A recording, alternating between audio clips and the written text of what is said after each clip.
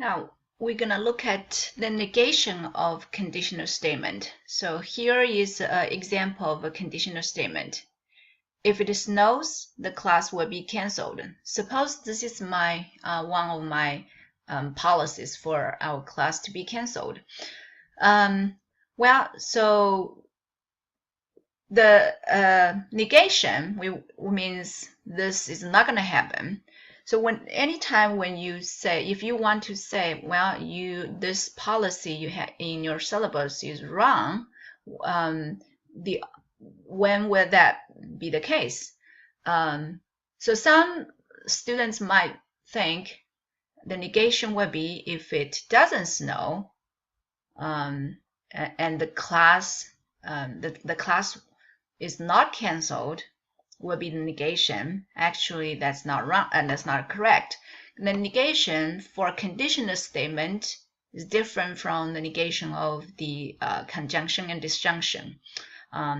Well, when you do the negation of a conditional statement, you gotta keep the condition. So if you want to accuse me of giving the wrong policy, or say, hey, this policy you have is you didn't do what you have in your policy, and when the only time you can accuse me of giving a wrong policy is keeping the same condition. It snows,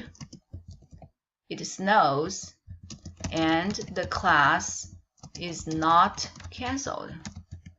Well, in that case, you can say I violated the policy that I give. Well, so from this example, we can summarize so what's the negation of a conditional statement? So if P then Q, the negation of the statement will be, so we put the negation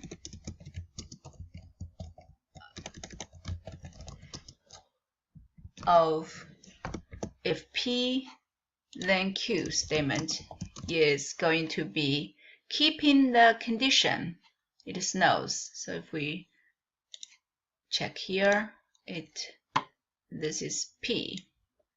The negation will still be, we will still have P. And then we have the word and, conjunction. So we will not have the negation of a conditional statement is not going to be a conditional statement anymore. So we're going to get a conjunction. And the class Q originally is class will be cancelled. But in negation, the class is not cancelled. So if one day it snows, and the class is not cancelled, and then you can say, well, that's the negation of the policy, the original statement. So let's finish this here. Is P and not Q. So we can put this, we can use symbols to describe this.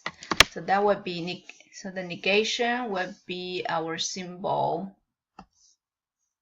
tilde of P implying Q, or you can say if P then Q is equivalent to P and not Q. Okay, on the left-hand side, we got to put a parenthesis because we want to do the implication first. But on the right-hand side, because we do the negation first, so we don't have to put a parenthesis on the right-hand side. Okay, so now we can verify I use this example here to show you the negation of the conditional statement, where you actually can draw a truth table to prove these two statements are logically equivalent. So now we're going to look at, you can do that by yourself, because we have talked about many examples of using truth table to prove statements are logically equivalent. So next we're going to try to look at some more examples here. So for example, we have, say,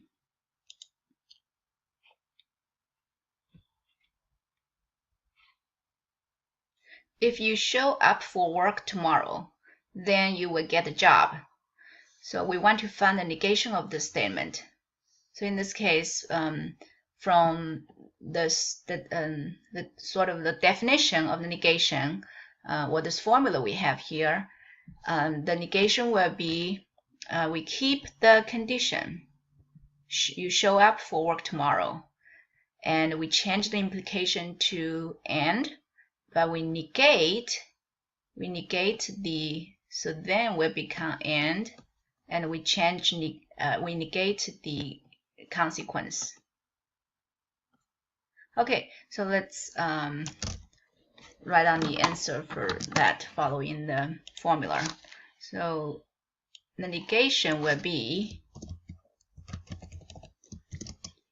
you show up for work tomorrow, or you show up for work. Let's get rid of tomorrow. For work, and you don't get the job. So in that case, suppose this hiring company tells you if you show up for work tomorrow, then you will get a job. But then you show up for work, and what happened was they didn't give you the job, and that means they are. This will become a not. This will be the negation of their the promise. So then you can say, you know, what you violated what you said. So the negation will be keeping the condition, change the implication to conjunction, and negate the consequence.